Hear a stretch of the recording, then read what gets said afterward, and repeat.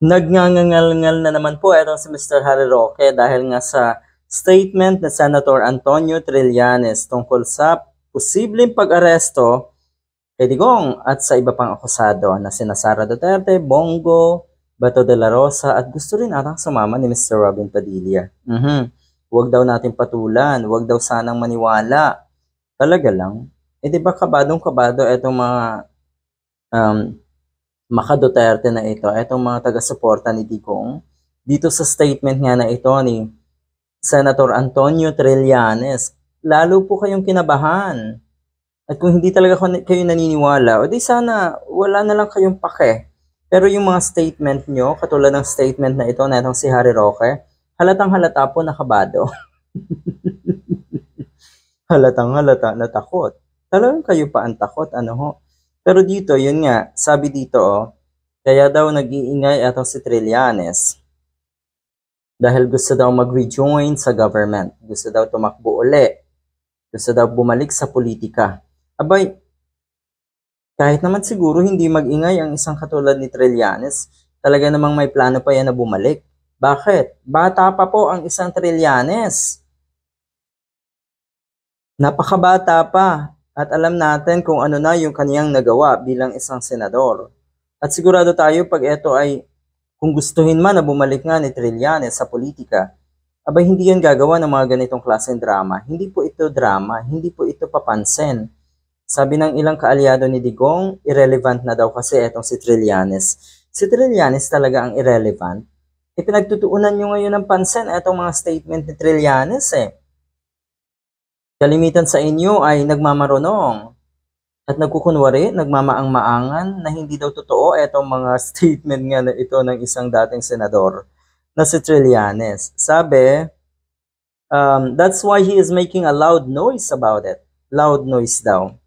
Alam niyo naman na si Trillanes ay maraming alam tungkol sa mga Duterte at siya ata yung isa siya sa mga may tapang para ilabas ang baho ng mga Duterte. Nakakatakot talaga. Ano ho? Ay kaya takot na takot itong mga ito. Let me be clear that Trillanes is full of hot air because the entire proceeding, while it's under preliminary investigation as a lead council member of the ICC, is kept confidential. So that's not all hot air, he says. That's all hot air daw. Itong si Trillanes, sabi natin si Roque. Dahil yun nga, si Roque po ang lead counsel natong si Digong at yung mga information daw ay dapat confidential. Pero bakit daw nakakarating? Bakit daw may alam itong si Trillanes? Ano ba yung kanyang huling ibinahagi sa publiko na kuno nga ay posibleng maaresto na itong si Digong second quarter of the year. End of second quarter of the year. So, bali June or July mangyayari ito.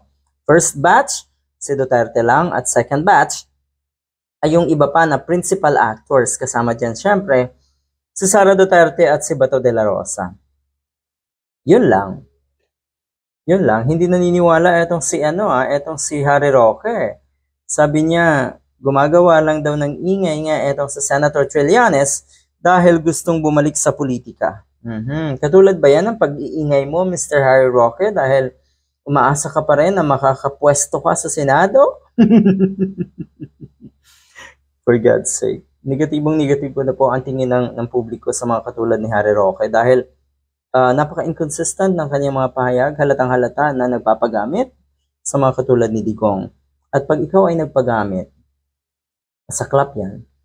Hindi ka na kumpiyansa, hindi ka believe sa sarili mo, hindi ka confident sa sarili mong kakayahan, kaya nagpapagamit ka. Natural, may kapalit yung mga gamitan na nangyayari dito sa mga politiko at yun nga, yung mga nag-aambisyon na pumasok sa politika, katulad ni Harry Roque.